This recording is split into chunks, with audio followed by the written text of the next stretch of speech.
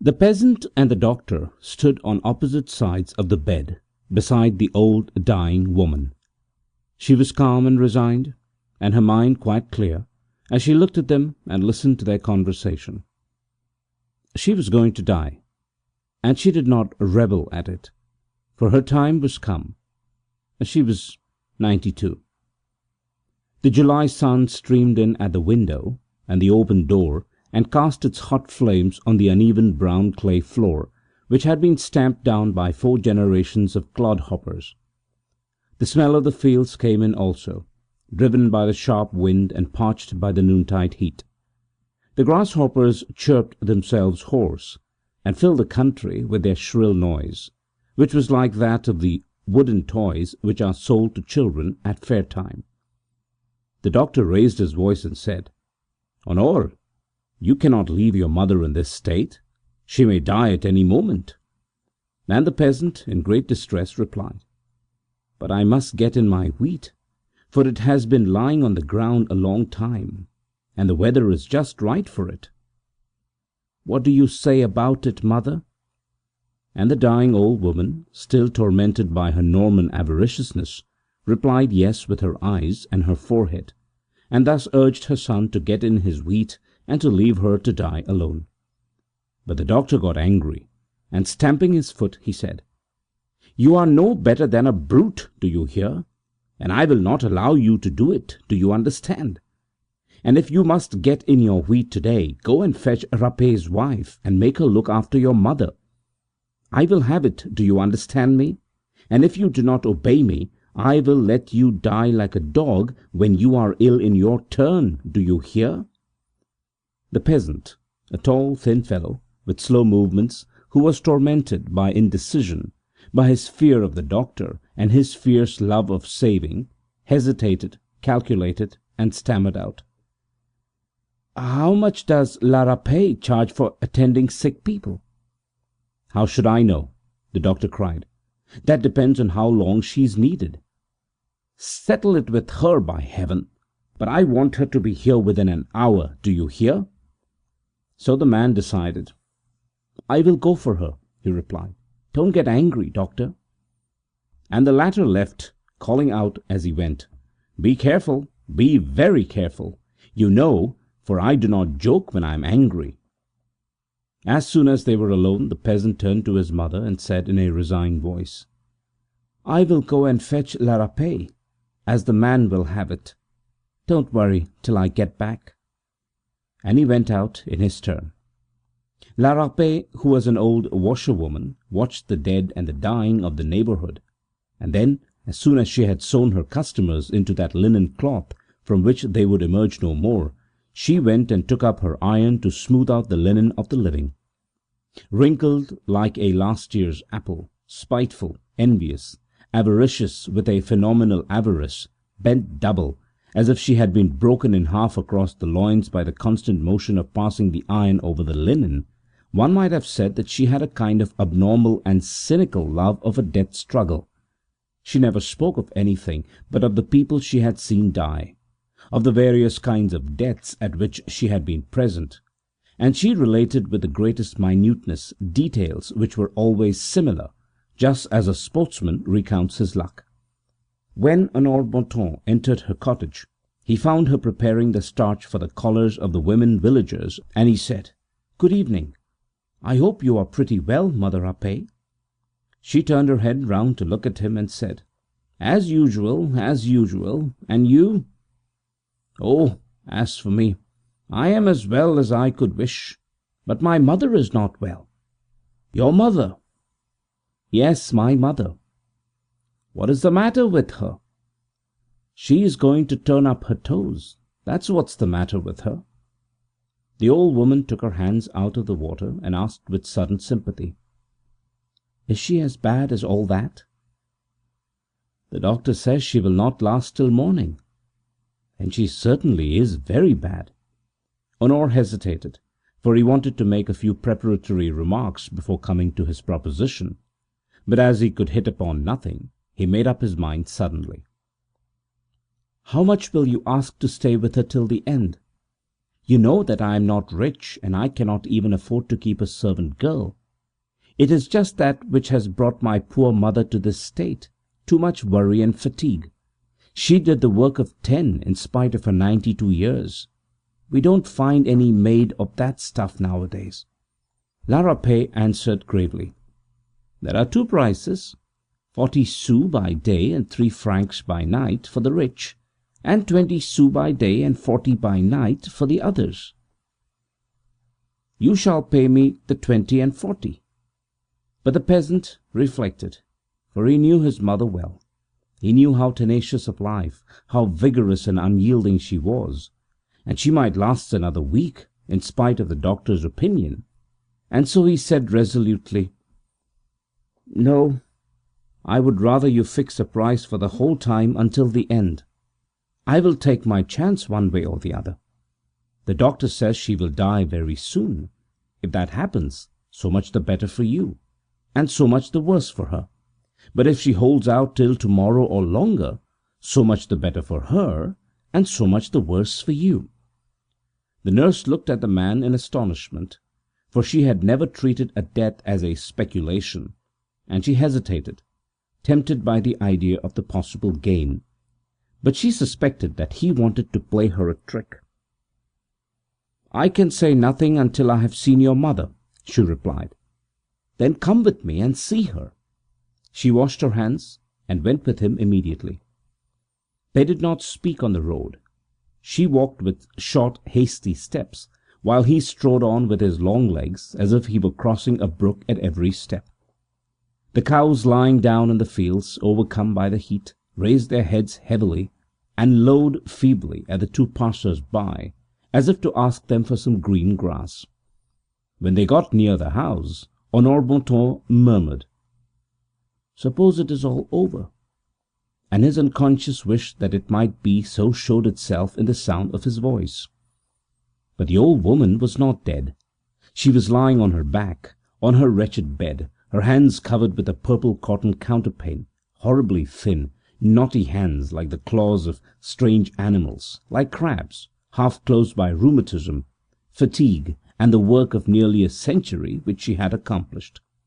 La Rapet went up to the bed and looked at the dying woman, felt her pulse, tapped her on the chest, listened to her breathing, and asked her questions, so as to hear her speak, and then, having looked at her for some time, she went out of the room, followed by Honore.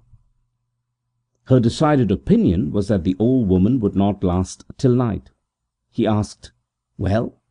and the sick nurse replied, "Well, she may last 2 days, perhaps 3. You will have to give me 6 francs, everything included." "6 francs? 6 francs?" he shouted. "Are you out of your mind? I tell you she cannot last more than 5 or 6 hours." And they disputed angrily for some time. But as the nurse said she must go home, as the time was going by, and as his wheat would not come to the farmyard of its own accord, he finally agreed to her terms. "Very well, then, that is settled.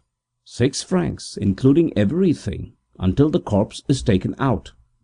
And he went away, with long strides, to his wheat, which was lying on the ground under the hot sun which ripens the grain, while the sick nurse went in again to the house. She had brought some work with her, for she worked without ceasing by the side of the dead and dying, sometimes for herself, sometimes for the family which employed her as seamstress and paid her rather more in that capacity. Suddenly she asked, "Have you received the last sacraments, Mother Bontemps?" The old peasant woman shook her head, and La Rapet, who was very devout, got up quickly. "Good heavens, is it possible? I will go and fetch the curé." And she rushed off to the parsonage so quickly that the urchins in the street thought some accident had happened when they saw her running. The priest came immediately in his surplice, preceded by a choir boy who rang a bell to announce the passage of the host through the parched and quiet country. Some men who were working at a distance took off their large hats and remained motionless until the white vestment had disappeared behind some farm buildings. The women who were making up the sheaves stood up to make the sign of the cross. The frightened black hens ran away along the ditch until they reached a well-known hole, through which they suddenly disappeared, while a foal which was tied in the meadow took fright at the sight of the surplice and began to gallop round and round, kicking out every now and then. The acolyte, in his red cassock, walked quickly, and the priest, with his head inclined toward one shoulder and his square biretta on his head, followed him, muttering some prayers, while last of all came La Rapet, bent almost double as if she wished to prostrate herself as she walked with the folded hands as they do in church. Honore saw them pass in the distance, and he asked, "Where is the priest going?" His man, who was more intelligent, replied, "He is taking the sacrament to your mother, of course." The peasant was not surprised, and said, "That may be," and went on with his work. Mother Bontemps confessed, received absolution and communion, and the priest took his departure, leaving the two women alone in the suffocating room, while La Rapet began to look at the dying woman and to ask herself whether it could last much longer. The day was on the wane, and gusts of cooler air began to blow, causing a view of Epinal, which was fastened to the wall by two pins, to flap up and down. The scanty window curtains, which had formerly been white, but were now yellow and covered with fly specks, looked as if they were going to fly off, as if they were struggling to get away, like the old woman's soul. Lying motionless, with her eyes open, she seemed to await with indifference that death which was so near and which yet delayed its coming. Her short breathing whistled in her constricted throat. It would stop altogether soon, and there would be one woman less in the world. No one would regret her. At nightfall Honore returned, and when he went up to the bed and saw that his mother was still alive, he asked, "How is she?" just as he had done formerly, when she had been ailing, and then he sent La Rapet away, saying to her, "Tomorrow morning at 5 o'clock without fail," and she replied, "Tomorrow at 5 o'clock." She came at daybreak, and found Honore eating his soup, which he had made himself before going to work, and the sick nurse asked him, "Well, is your mother dead?" "She is rather better, on the contrary," he replied, with a sly look out of the corner of his eyes, and he went out. La Rapet, seized with anxiety, went up to the dying woman, who remained in the same state, lethargic and impassive, with her eyes open and her hands clutching the counterpane. The nurse perceived that this might go on thus for 2 days, 4 days, 8 days, and her avaricious mind was seized with fear, while she was furious at the sly fellow who had tricked her, and at the woman who would not die. Nevertheless, she began to work, and waited, looking intently at the wrinkled face of Mother Bontemps. When Honore returned to breakfast, he seemed quite satisfied, and even in a bantering humour. He was decidedly getting in his wheat under very favourable circumstances. La Rapet was becoming exasperated. Every minute now seemed to her so much time and money stolen from her. She felt a mad inclination to take this old woman, this headstrong old fool, this obstinate old wretch, and to stop that short rapid breath which was robbing her of her time and money by squeezing her throat a little. But then she reflected on the danger of doing so, and other thoughts came into her head. So she went up to the bed and said, "Have you ever seen the devil?" Mother Bontemps murmured, "No." Then the sick nurse began to talk, and to tell her tales which were likely to terrify the weak mind of the dying woman. "Some minutes before one dies, the devil appears," she said, "to all who are in the death throes. He has a broom in his hand, a saucepan on his head, and he utters loud cries. When anybody sees him, all is over, and that person has only a few moments longer to live." She then enumerated all those to whom the devil had appeared that year: Josephine, Loisel, Eulalie Ratier, Sophie Padagnau, Séraphine Grospierre. Mother Bontemps, who had at last become disturbed in mind, moved about, wrung her hands, and tried to turn her head to look toward the end of the room. Suddenly La Rapet disappeared at the foot of the bed. She took a sheet out of the cupboard and wrapped herself up in it. She put the iron saucepan on her head, so that its 3 short bent feet rose up like horns, and she took a broom in her right hand and a tin pail in her left, which she threw up suddenly so that it might fall to the ground noisily. When it came down, it certainly made a terrible noise.